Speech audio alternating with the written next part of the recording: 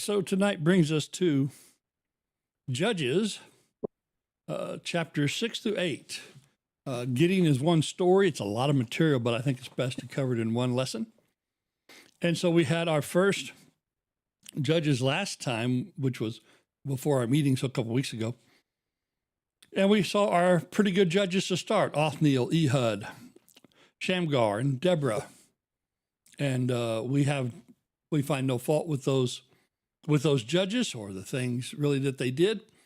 God raised them, they delivered the people, and we have short biographies of them and a short list of their exploits. With Gideon, we get a real biography with Gideon. And as you know, with any Bible character, save one of whom we find very much out, we find out their flaws and faults as well as their faith and their devotion. We find out their failings as well as their victories. And so Gideon is certainly that. He is a hesitant man who is raised to greatness. And really, there's so many things about the success of Gideon that are contrary to human expectation. It seems to be the wrong guy to lead a great victory. And he certainly seems to go about it with entirely the wrong tactics. And so the power of God is shown in human weakness is something that is quite obvious and evident here in the book of Judges, with all the judges, but all the later ones. And Gideon is the first of those.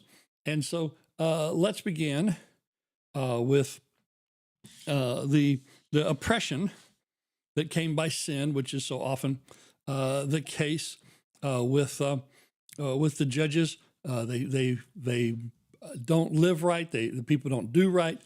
God sends on them. Oppression,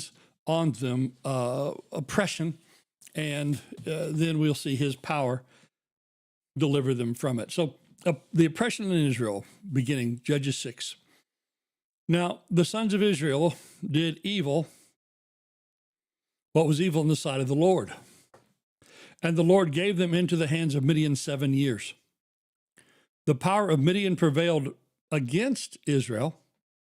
Because of Midian, the sons of Israel made for themselves dens, which were in the mountains and the caves and the strongholds. So the people are having to flee the city. The people are building their own strongholds in caves, in hidden places, in inaccessible places, because of the strength of Midian. For it was when Israel had sown that the Midianites would come up with the Amalekites and the sons of the east and go against them. So they would camp against them and destroy the produce of the earth as far as Gaza, so the width of the country, and leave no sustenance in Israel, as well as no sheep, oxen, or donkey.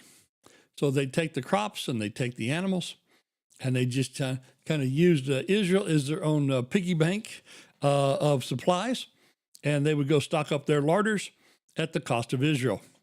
For they would come with their livestock in their tents, and they would come in like locusts for number. Both they and their camels were innumerable, and they came into the land to devastate it. So Israel was brought very low because of Midian, and the sons of Israel cried to the Lord.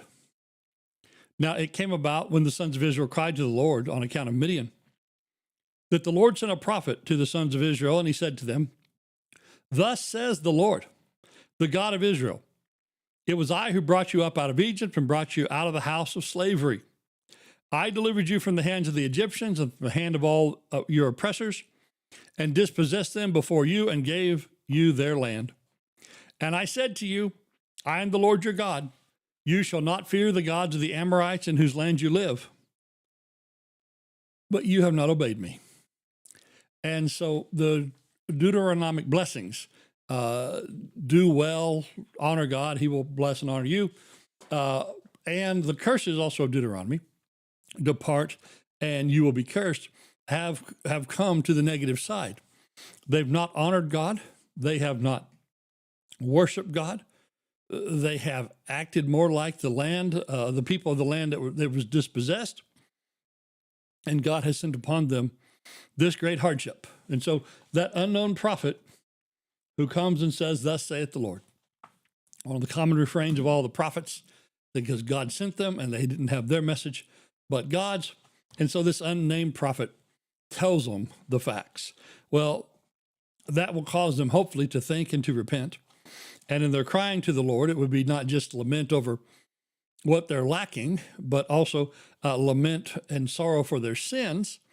And so now in verse 11, the angel of the Lord comes as to bring them a hero, a very unlikely hero, as it turns out, one who, like them, is hiding just like the people.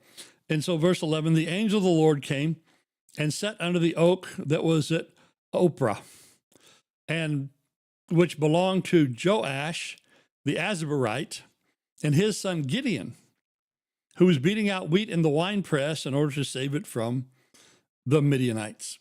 And so here comes this unlikely hero. He is beating wheat in the winepress. A couple things here. It's the angel of the Lord. It almost is as if it's the very person of God himself.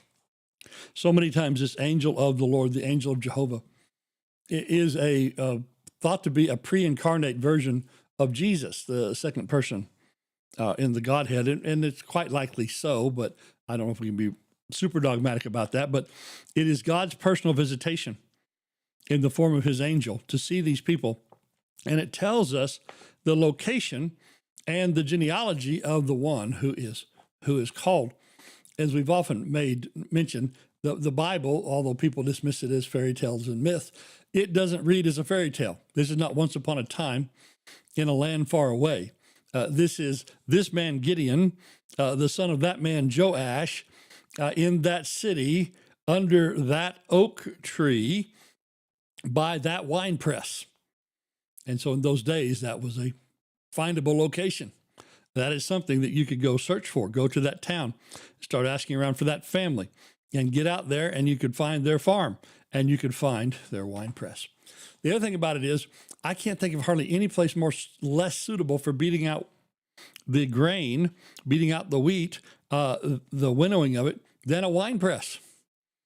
You normally do that with a short wall or a fence or some kind of little barrier built, and you would toss the wheat and the chaff up into the air, and the wind would carry off the chaff and leave the grain behind. What is the air movement in a wine press? Well, he's doing it to be hidden. He's doing it to be concealed. Also, if there's no air to carry off the chaff, and you got a man sitting in there doing hard work, just imagine what he looks like. He's going to be covered with the chaff that can't be blown away. He's going to be covered with sweat because of his endeavors. He's going to crawl out of that wine press looking a fright, but hopefully he'll have enough grain to take home so his family can mill it into wheat and they can have it for themselves and it not be taken away. And the angel of the Lord says to him, in this frightful and weakened state that he's in, he says, "The Lord is with you, O valiant warrior." Talk about an aspirational title. That's a title that he will have before this is over. But it's not a title he has shown absolutely any aspect of yet.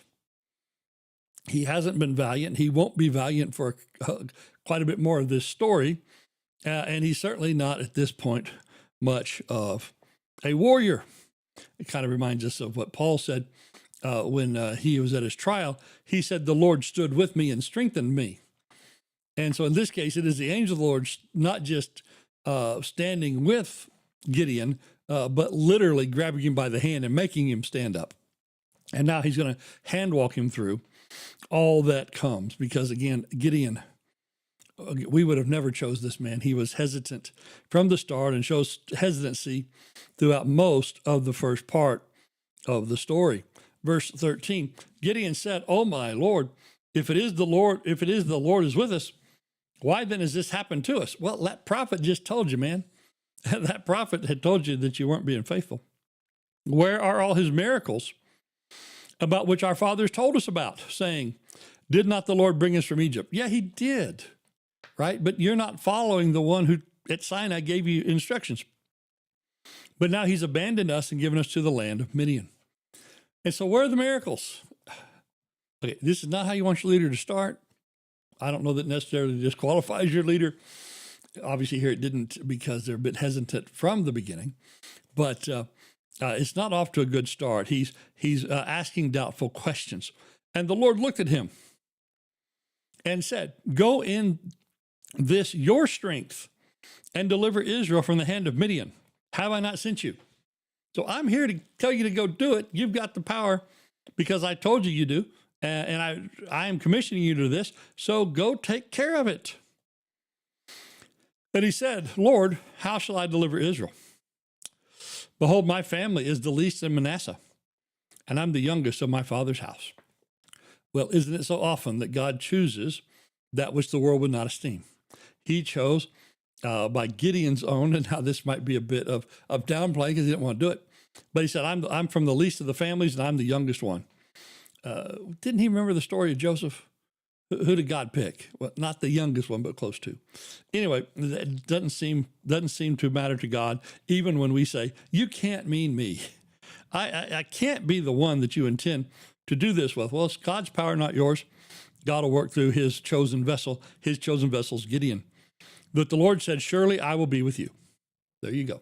Surely I will be with you, and you will defeat Midian as one man. So the whole of them, it just be like there's not any there, just but one. And I'm going to send you against him.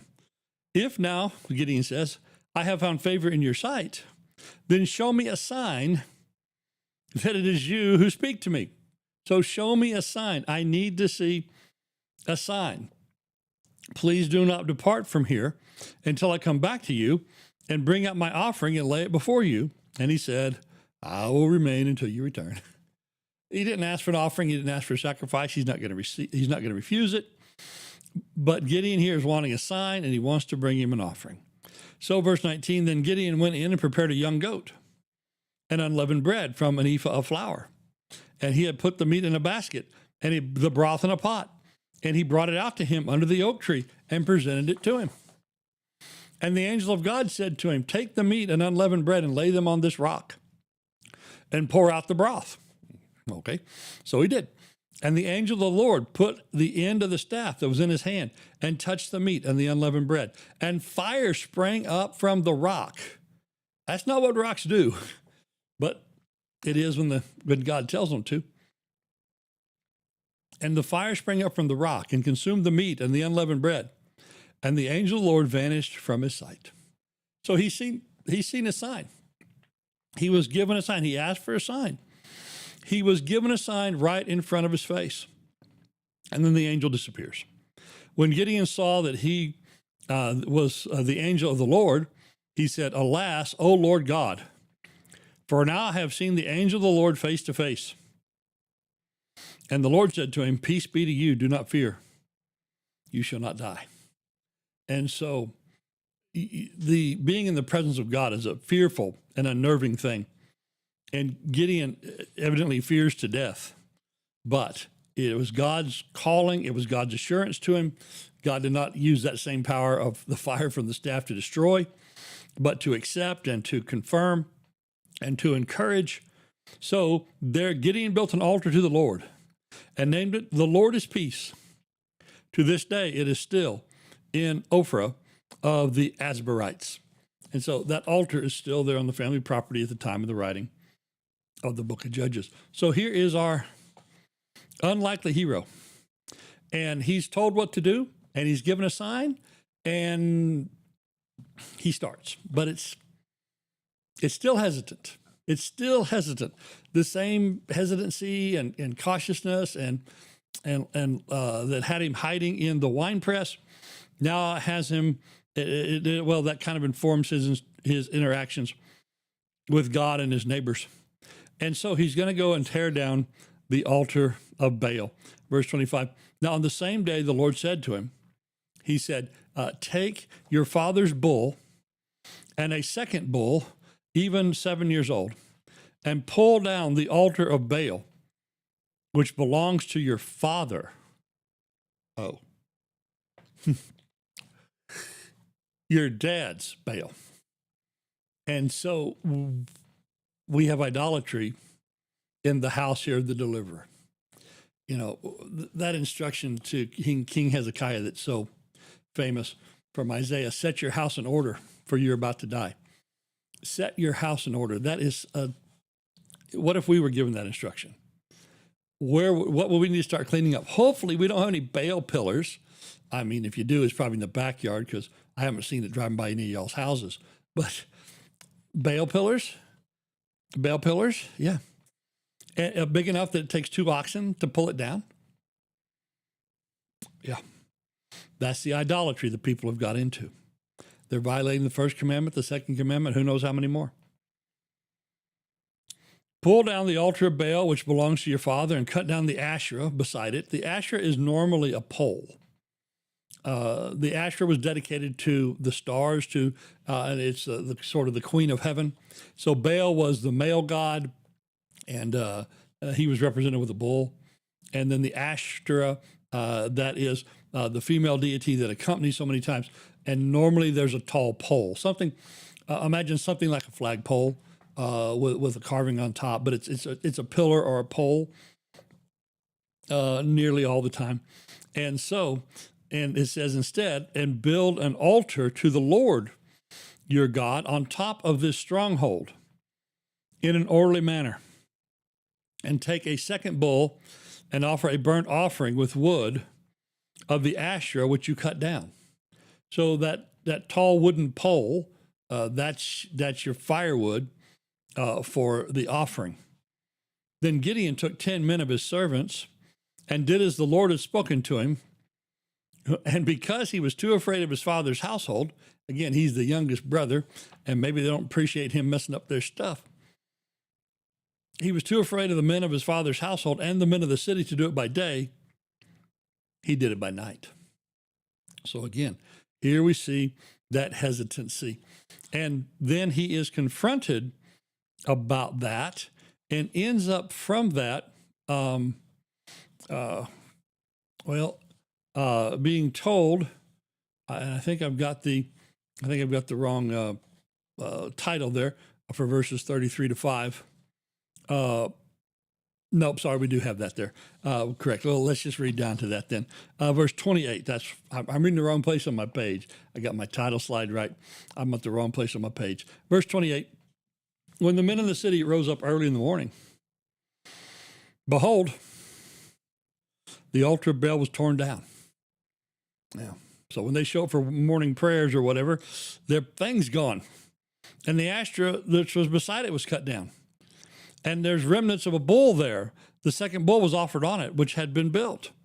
And they said to one another, who did this thing? And when they searched about and inquired, they said, Gideon, the son of Joash, did it.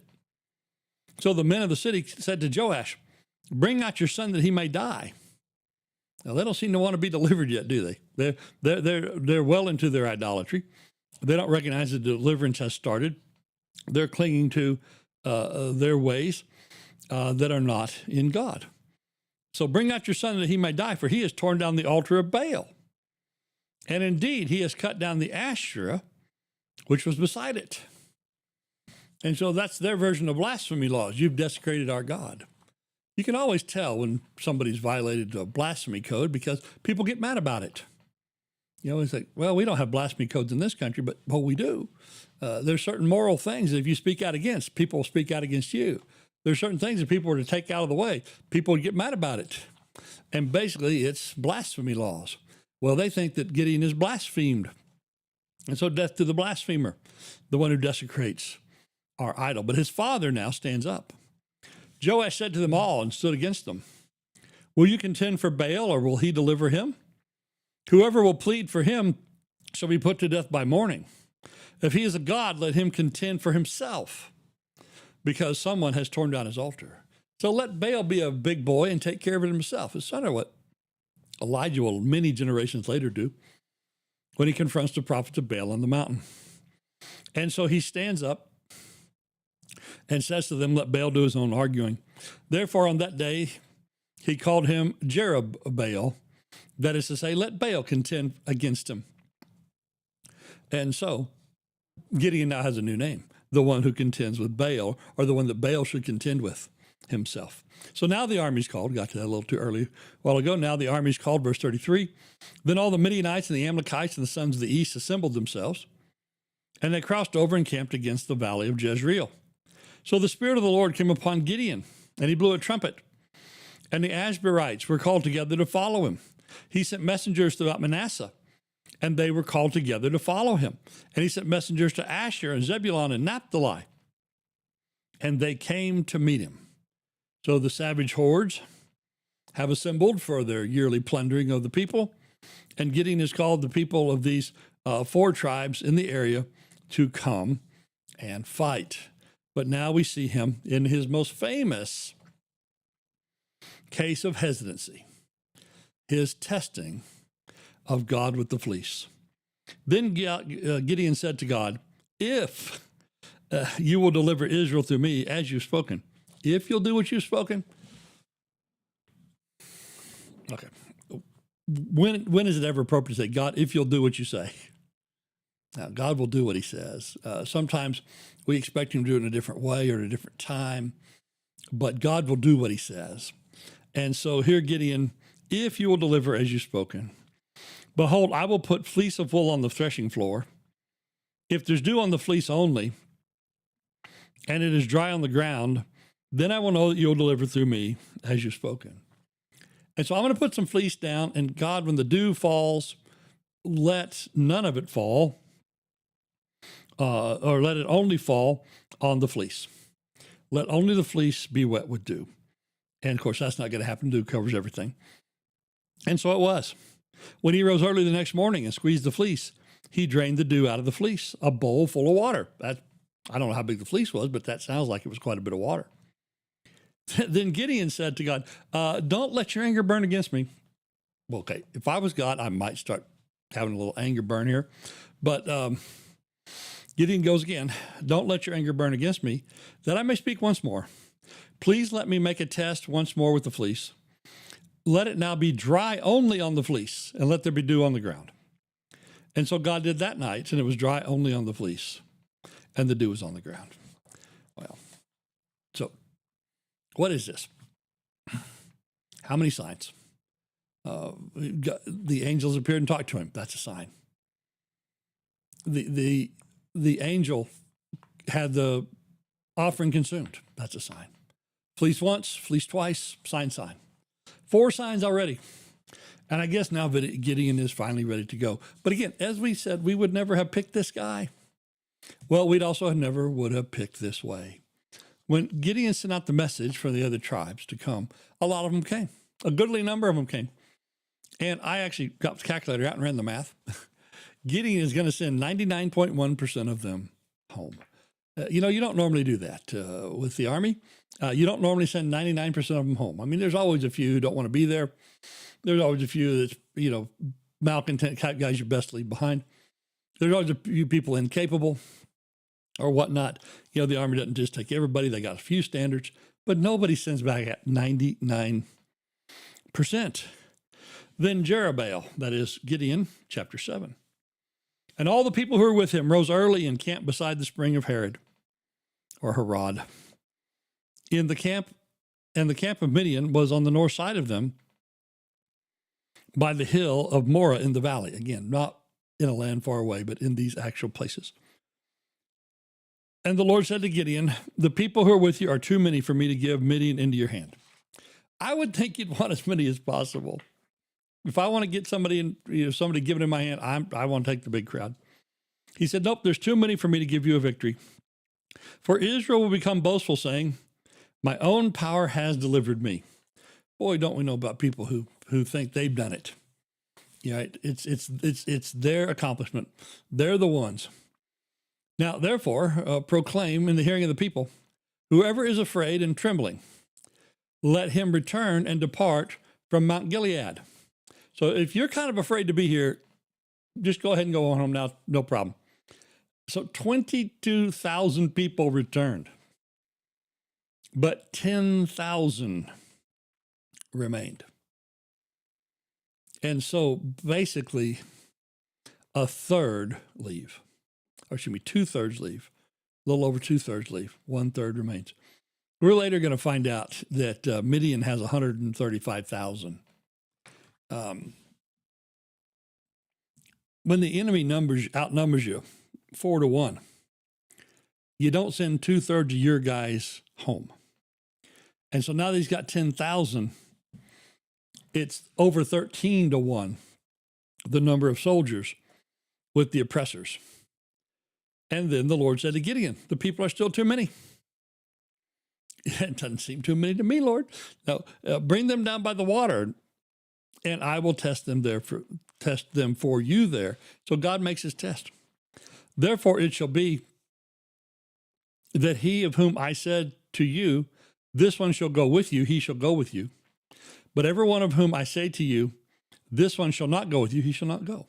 So God set the parameters. God says, I'm setting up a test and I'll let you know. So he brought the people down to the water, and the Lord said to Gideon, you shall separate everybody who laps the water with his tongue as a dog laps. So basically got down on all fours, put their face in the water, as well as everybody who kneels to drink. So if they kneel and then bring up the water in their hand, that'll be the division. I've heard lots of people explain how one of these is more alert and one of these was better than the other. I haven't a clue. By human terms, I don't know which is the better way to drink. I know which one would probably get you more water more fast. It'd be laying down with your face. I don't know, but this is what God said, and we'll just take it that this is how God made the division. Now, the numbers of those who lap, putting their hands to their mouth, were 300. So it's very few. It's very few who do it that way. And that seems to be what God wanted. He wanted the very few that he chose. So the very few that God chose, not the bigger number that man would choose. And the Lord said to Gideon, I will deliver you with the 300 who lapped, and will give the Midianites into your hands. So let all the other people go, each man to his home. And so the 300 who took the people's provision and the trumpets into their hands. So they leave the supplies and trumpets with the few that are staying. And Gideon sent all the rest of the men of Israel back each to his tent, but retained the 300 men, and the camp of Midian was below him in the valley. So the very small number that God chose. Now we have a vision of victory coming.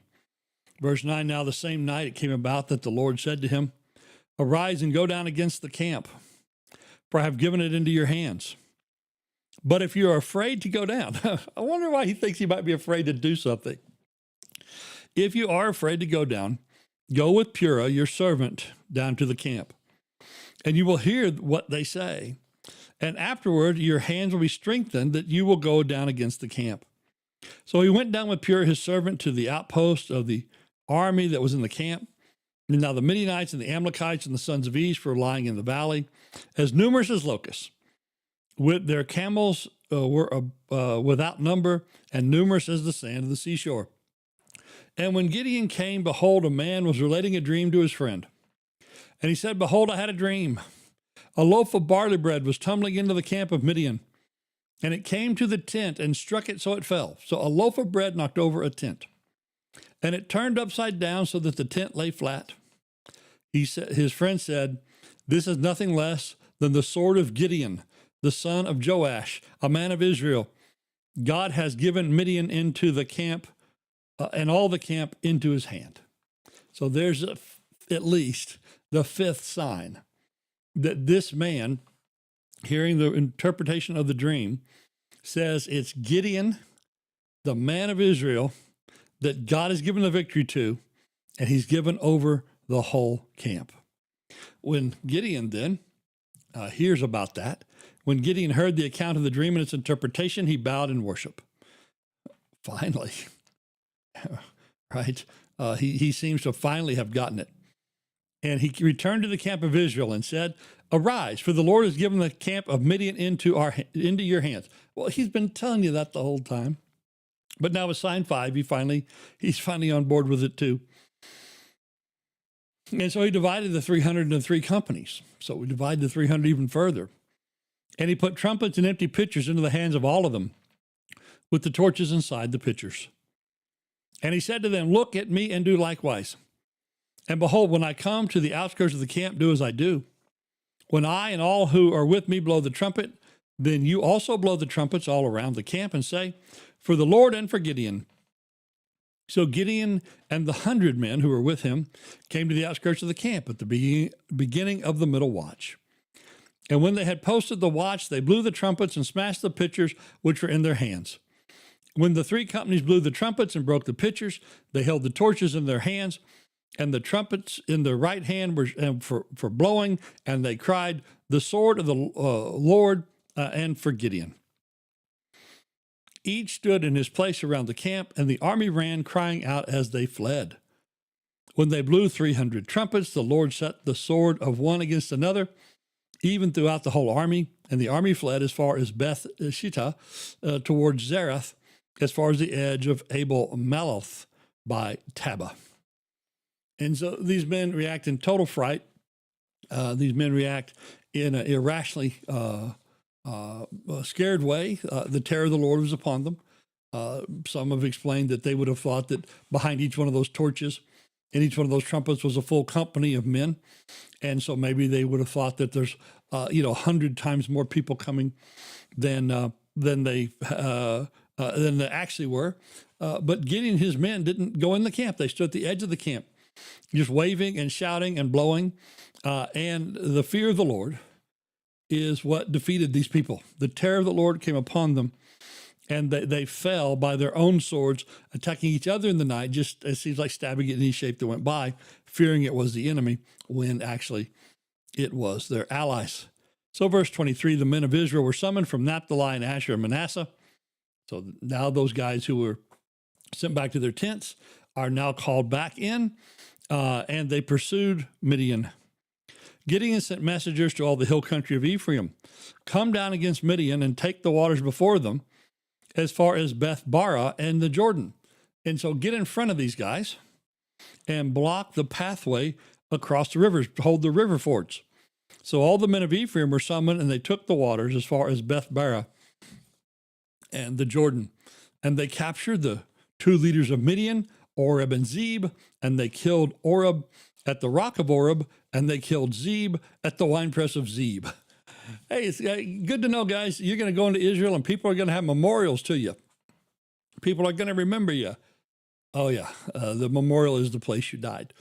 So the rock and the winepress are named for the commanders who died there. Thus they are memorialized, probably not as they intended, while they pursued Midian. And they brought the heads of Oreb and Zeb to Gideon from across the Jordan. And wow, isn't that wonderful? Isn't that great? The hesitant man is given the total victory with 300 in the battle and many more for mop-up duty and for picking up the loot and for cutting off the retreat. And it'd be nice if the curtain faded to black and the stirring music now rolled, and we were ready for the credits. But it's not like that. That's not life. That's part of life. But now we have the aftermath. And there's nothing much about this aftermath that's any good. And so if this were a romance, we would love to end here and say, and they lived happily ever after. And in our movie, we see the couple walking out from the church with the bells ringing and the rice being thrown. Or I guess now it has to be birdseed. We see them driving off in the convertible into the sunset to live happily ever after. But that's not how wedded life is. That's not how real life is. There is the morning after. And so here we now have the aftermath. We start with Ephraim being upset. Verse 1, the men of Ephraim said, what is this thing that you've done? You didn't call us when you were to fight against Midian. Well, guys, I would have sent most of you home anyway, like 99% of you. and they contended with him vigorously. Everybody thinks they could have helped win. If they would have lost, they would have been totally on their own, but everybody thinks they could have helped win and should have helped win. But he said to him, what have I done now in comparison with you? Is not the gleaning of the grapes of Ephraim better than the vintage of Abiezer? And so, look, guys, what you guys came in late and picked up, that the gleanings of this army, that's better. Isn't that better than what we got by fighting? You guys got plenty. God has given the leaders of Midian, Oreb and Zeb into your hands. And what was I able to do in comparison with you? And their anger toward him subdued when he said that. So basically, the victorious general has to eat a little crow. Actually, that's not too bad. He should have continued eating crow. Should have continued on with his humility. This is a good example of Proverbs 15. The gentle answer turns away wrath, but harsh words stir up anger. I said the aftermath, nothing was good. I suppose that was good in it. But then we find that some of them helped the enemy. So the victory could have been even more complete. Verse 4, then Gideon and the 300 who were with him came to the Jordan and crossed over, weary yet pursuing. And he said to the men of Succoth, please give loaves of bread to the people who are following with me, for they are weary, and I am pursuing Zebah and Zalmunna, the kings of Midian. So I'm on a mission from God here. Could you feed us? Could you help us out? And the leaders of Succoth said, are the hands of Zebah and Zalmunna already in your hands, that we should give bread to your army? So you guys didn't win. Why should we help you? Well, we're winning. We're winning. Help us. We're winning. We're chasing them down. And these guys are like, yeah, you didn't win yet. I don't know. And so Gideon said, all right, when the Lord has given Zebah and Zalmunna into my hand, then I will thrash your bodies with the thorns of the wilderness and with the briars. So he gave a nice answer to one group, but he didn't do this to the second. He went up from there to Penuel, and he spoke similar to them. And the men of Penuel answered him and said, just as the men of Succoth had. So he spoke to the men of Penuel and said, when I return safely, I will tear down this tower. So I'm going to punish y'all for not helping us beat the enemy. So these fellows abandoned their brethren. They're not helping out at all. They're not asked to do much. Just, give this morning's baking to these men.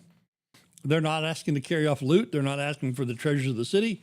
They're basically just asking for, this morning's bread, and fire those ovens back up and make some more, and we'll have some more this evening. But they don't help them. And so Gideon then moves on.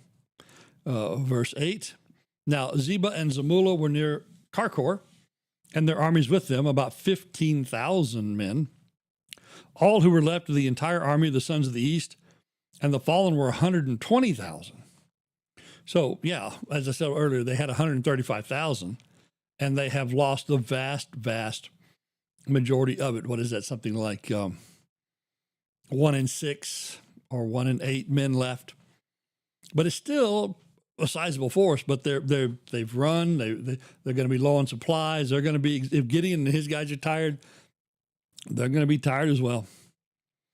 And Gideon went up by way of those who lived in tents on the east of Nobah and Jogbehah, and attacked the camp when the camp was unsuspecting. So they come in an unexpected direction.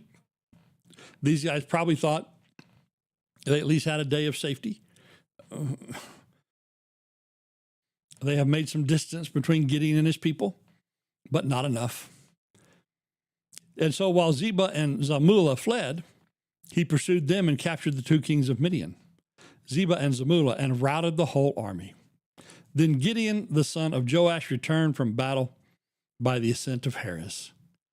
And he captured a youth from Succoth and questioned him. All right, so he's back to fulfill his promise. And when the youth wrote down for him the princes of Succoth and its elders, 72 men. So he finds out who the leaders are. And he came to the men of Succoth and said, Behold, Zebah and Zamullah, concerning whom you taunted me, saying, Are the hands of Zebah and Zamullah already in your hand, that we should give bread to your men who are weary?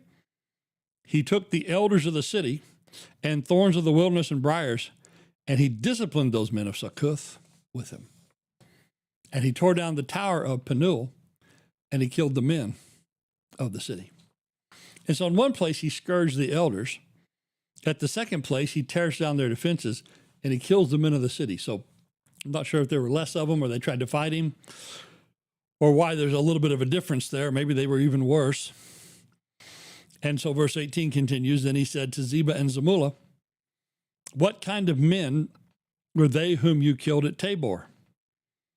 And they said, They were like you, each resembling the son of a king. And he said, They were my brothers, the sons of my mother. As the Lord lives, if only you had let them live, I would not kill you.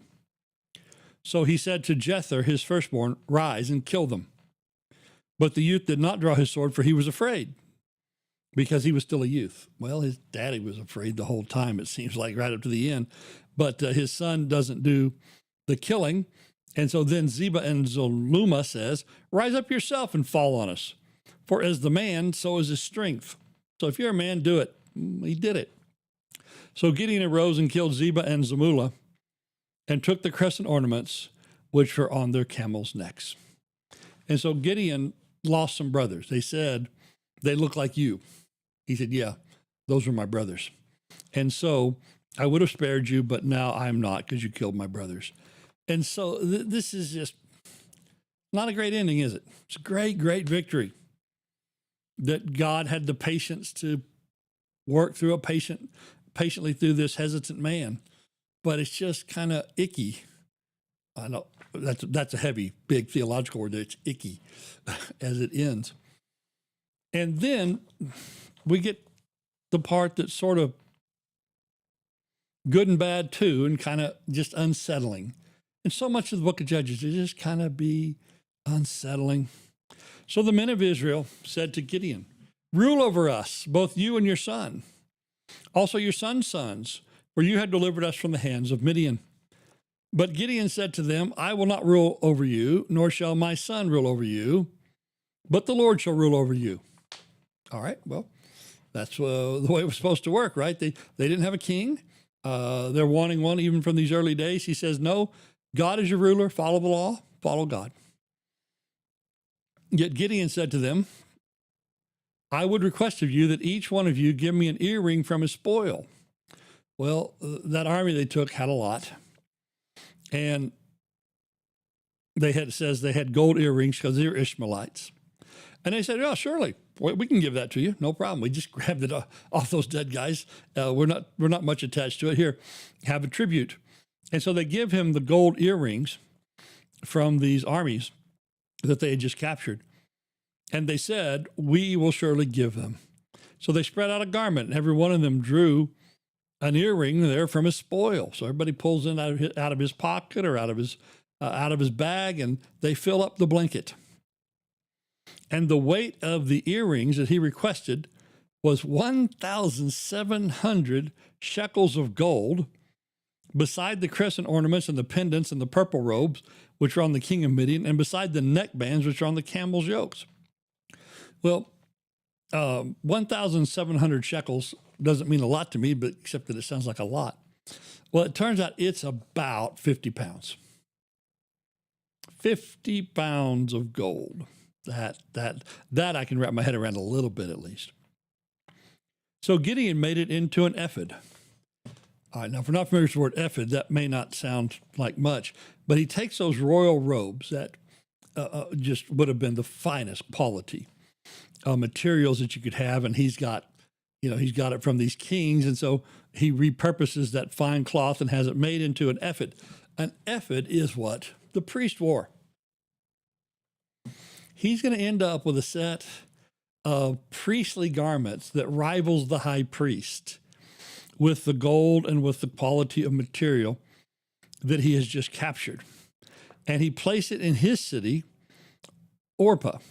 And all Israel played the harlot there. It starts with him tearing down violations of the first and second commandment. It ends here with him setting up basically a place of wrong worship, violation of the third commandment for sure, violation of other commandments, I'm sure, as well. All Israel played the harlot with it there, and it became a snare to Gideon and his house. So Midian was subdued before the sons of Israel, and they did not lift up their head anymore. And the land was just undisturbed for 40 years in the days of Gideon. So back in Joshua, they weren't supposed to build other places of worship, build other altars. But here Gideon sets up with the accoutrements of worship. It doesn't particularly mention an altar here, but surely that went with it. And now Gideon has this massive wealth, this great popularity, and a place of compromised worship right by his house. It basically sounds like he's a king. And he lived a pretty kingly life or princely life or pretty royal life. Take your favorite royal adjective and apply it here. Verse 29, then Zerubbabel, the son of Joash, went and lived in his own house. So was he still at his dad's house when this all started? I don't know. He certainly got funds for a nice one now. He lived in his own house. Now Gideon had 70 sons who were his direct descendants, for he had many wives. You know, we get on to Solomon for this really hard because Solomon does it in such an outsider's way. But it seems the first person almost who has the opportunity to do this, he did it too. And so here Gideon with his many wives, and he has 70 sons. How many daughters? Probably equivalent number. If you're going to have 150 kids, what does that imply about the number of wives you have? Was it 15 and they all had 10? Was it around 30 because they averaged about 5 each? It's a lot. It's a lot. It's a lot. But beyond that, his concubine, who was in Shechem, bore him a son, and he named him Abimelech. So he had a concubine in another place. Abimelech's going to be a big deal coming up. And Abimelech is going to give us, if we thought the story of Gideon was a bit icky, wait till we get to the story of Abimelech. And Gideon, the son of Joash, died at a ripe old age and was buried in the tomb of his father Joash in Ophrah of the Azabirites. All right.